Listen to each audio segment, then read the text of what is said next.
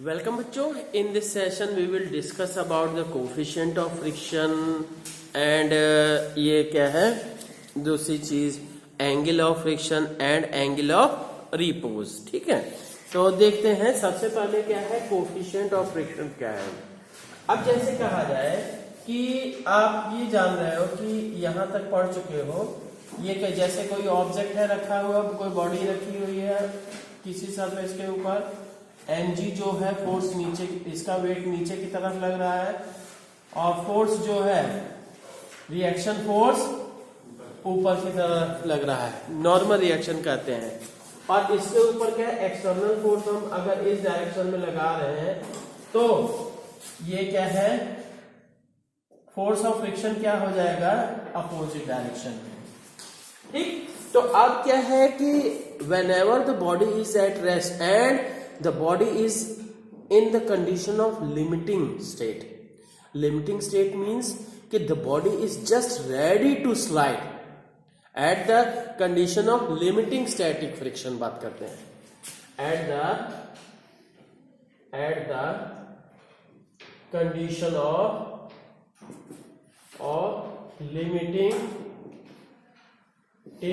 static frictions, limiting static friction के समय में तो क्या होगा जी, this frictional force will be directly proportional to normal reaction, frictional force will be directly proportional to normal reaction and that will be equals to mu into R. तो mu को क्या है, म्यू एसएम से भी show करते हैं या mu ही लिख देते हैं, कोई बात नहीं। ठीक है, तो यहां से हम कह सकते हैं कि mu is called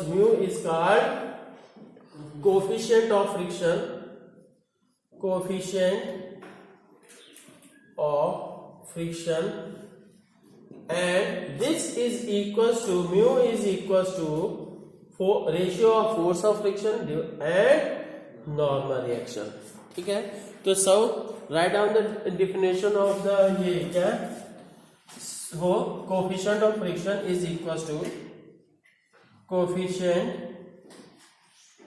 off friction is equal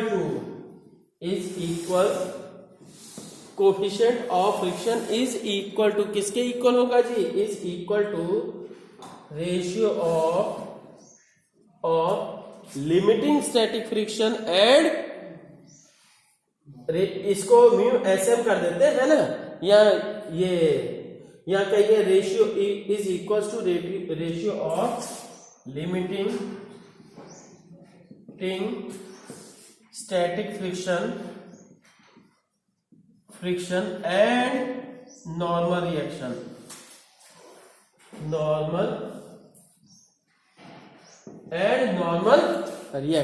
ठीक है, और नॉर्मल रिएक्शन का रेशियो है। ठीक, अगर क्या है ये यहां पे हम कर रहे हैं कि ये किसकी केस है, लिमिटिंग की, तो इसको क्या है म्यू एसएम कर सकते हैं। लिमिटिंग स्टैटिक फ्रिक्शन को हम एसएम से शो करते हैं, एसएम या mu S M equal to F S M. ठीक है, तो ये हो गया। अगर कह देते हैं कि if the body is in motion then the coefficient of friction will be kinetic friction, kinetic का। अब कह देते हैं जी if the body is moving, अगर कह देते हैं बॉडी मूव कर रहे हैं, if the body is moving, तो अब यहां से क्या हो जाएगा, that then coefficient of friction will be called mu k। ठीक है, coefficient of kinetic friction, वहां क्या था coefficient of static friction था। ठीक है, तो mu k equals to f k by r। ठीक है, तो अब देखते हैं। अब बच्चों एक बात ध्यान देते हैं कि आप ग्राफ जैसे पढ़े थे कि ध्यान होगा कि ये फ्रिक्शनल फोर्स और ये force applied, graph was of this nature. ठीक, ये क्या है, this is called limiting static friction and this is called FK, kinetic friction. Since kinetic friction is less than, ये FK is less than FSM. Kinetic friction is less than limiting static friction. So you can say, क्योंकि दोनों तरफ तो mu के into R और फिर mu SM into R, तो R gets cancelled, so you can say coefficient of kinetic friction will be less than the coefficient of limiting static friction. ये ध्यान रखिएगा, है ना. तो आगे देखते हैं. अब देखते हैं बच्चों कि एंगल ऑफ फ्रिक्शन क्या है. कि यहाँ पे क्या, कि जैसे देख लेते हैं किसी सरफेस के ऊपर कोई ऑब्जेक्ट है, ठीक.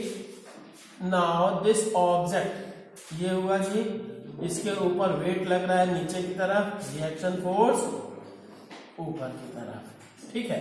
तो अब ये यहाँ पे अब थोड़ा सा हमें और बनाना पड़ेगा, तो इसलिए थोड़ा सा हम इसको इसी पॉइंट से शो कर रहे हैं ना. तो ये चीज, this one is called reaction force.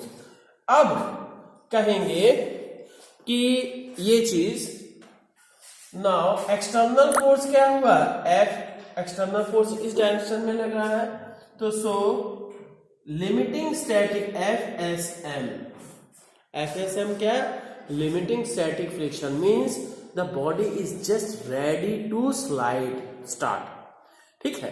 तो ऐसी सिचुएशन में नाउ ये भी एक वेक्टर हो गया, ये भी, तो दोनों का जो क्या है, इन दोनों का रिजल्टेंट क्या आ जाएगा, this will be the resultant. इसको हम S कर लेते हैं. Now the resultant makes the angle theta with the normal reaction, ठीक है.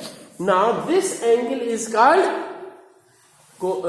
एंगल ऑफ फ्रिक्शन, ठीक है. तो अब लैंग्वेज की फॉर्म में क्या कहेंगे कि it is the angle subtended by, किसके द्वारा जी, angle subtended by the resultant of FSM and normal reaction, resultant of limiting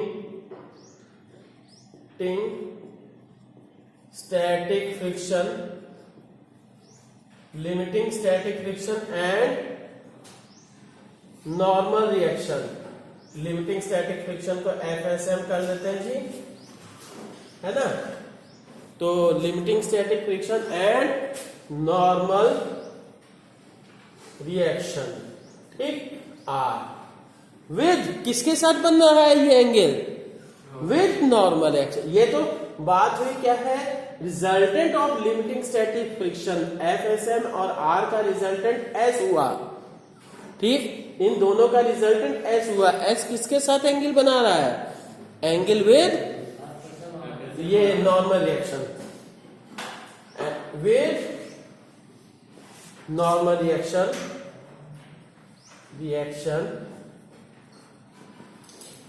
normal reaction R, capital R, ठीक है. तो ये चीज हो गई. अब इसमें हम बात करते हैं, देखिए. तो यहां से क्या हो गया, फ्रॉम फिगर से क्या हो जाएगा जी, देखिए tan थीटा, ये tan थीटा लगा दिया, tan theta will be equal to क्या होगा, ये परपेंडिकुलर अपॉन बेस होता है. Perpendicular means FSM by R.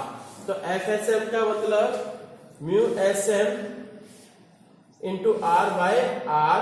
So you can say tan theta angle of friction, मतलब tan of angle of friction will be equal to limiting coefficient of limiting static coefficient will be equal to the coefficient of limiting static friction. ठीक है, आगे देखते हैं। अब देखते हैं बच्चों की एंगल ऑफ रिपोज और एंगल ऑफ स्लाइडिंग किसे कहते हैं। ठीक, अब क्या है, जैसे सुनिए ना, सिंपल सी बात कर देते हैं। किसी टेबल के आप क्या ऊपर क्या है, आप कोई चीज रख दीजिए। ठीक, अब जैसे हम कहें, चौबे जी जरा वो एक बोर्ड निकालिए। अब जैसे देखिए बच्चों की ये स्लाइड, ये सरफेस हो गया, इस सरफेस के ऊपर हमने दूसरा ऑब्जेक्ट रख दिया। ठीक, अब इस सरफेस को ये हॉरिजेंटल के साथ, ये तो अभी हॉरिजेंटल डायरेक्शन में, हॉरिजेंटल के साथ कितना हम इसको तिरछा कर रहे हैं कि द बॉडी इज, देखिए ये इस सिचुएशन पे, for this situation the body is just ready to slide, मतलब इससे जस्ट पहले का। देन दैट एंगल ऑफ ये this inclined plane with horizontal is called angle of repose. Is that clear? तो उसको क्या है, एंगल ऑफ हम रिपोज करते हैं। तो ये देखिए कि जैसे कि ये कोई सरफेस हो गया, यहाँ क्या है, inclined plane, this is the angle phi, और इसके ऊपर कोई ऑब्जेक्ट रख दिया जी। ठीक, ये हो गया mg नीचे की तरफ, और ये हो गया this one is the reaction, ये इसके। अब देखिए ये इस ट्रायंगल में और ये छोटे ट्रायंगल में आप क्या करोगे जी, ये स्मॉल, यहां इसके अपोजिट ये एंगल और ये एंगल दोनों इक्वल होंगे, तो इसलिए ये एंगल 90 डिग्री, ये एंगल भी 90 डिग्री। तो बचा क्या है, this angle will be phi. ठीक है, इस एंगल को भी फाई कहेंगे। तो अब इसके बेसिस पे mg जो होगा, दो कंपोनेंट निकल गए, क्या क्या। ठीक, पहला तो क्या है, mg cos फाई, और दूसरी चीज क्या हो गई, mg sin फाई। ठीक, और यहां पे नॉर्मल रिएक्शन जो होगा, normal reaction will be in upward direction, then you can say this will be the force of friction. ठीक, ये क्या है, ये this angle phi is called angle of repose if the body is just ready to slide down. समझ में आ गया? तो अब इसकी ये डिफिनेशन भी लिख देते हैं। तो अब ये, पर बच्चों एक चीज ध्यान रखिएगा, यहाँ इससे क्या है, जो कोफिशिएंट ऑफ फ्रिक्शन निकलेगा वो दोनों सरफेस, दोनों बॉडी, ये बॉडी और ये बॉडी, दोनों सरफेसेस के लिए अलग अलग पेयर, सरफेस के पेयर के लिए अलग अलग होता है। Is that clear? तो ये क्या है, it is the,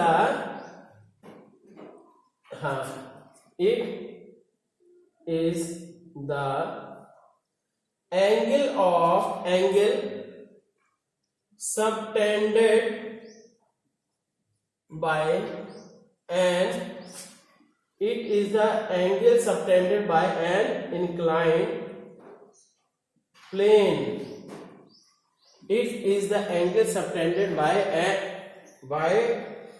an inclined plane with horizontal, such that any object placed over it,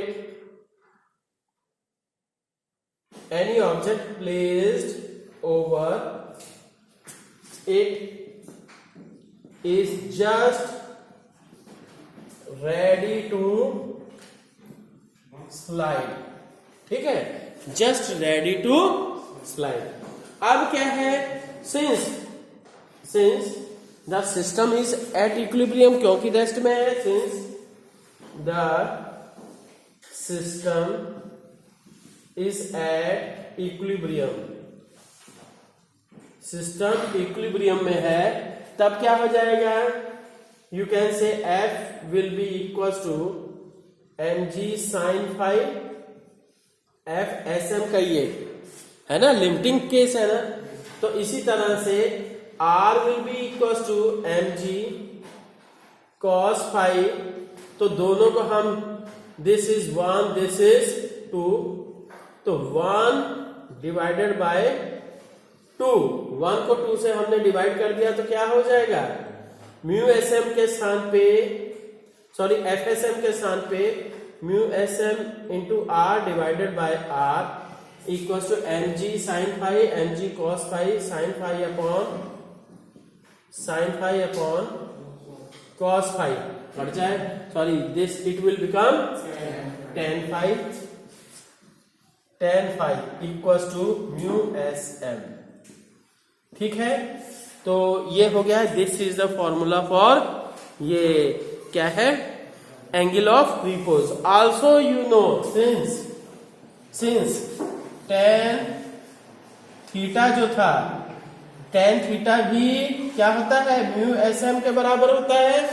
ठीक, so you can say theta equals to five for A, ये what is the theta, theta is the angle of friction and phi is the angle of repose. So for a given pair of surfaces, the angle of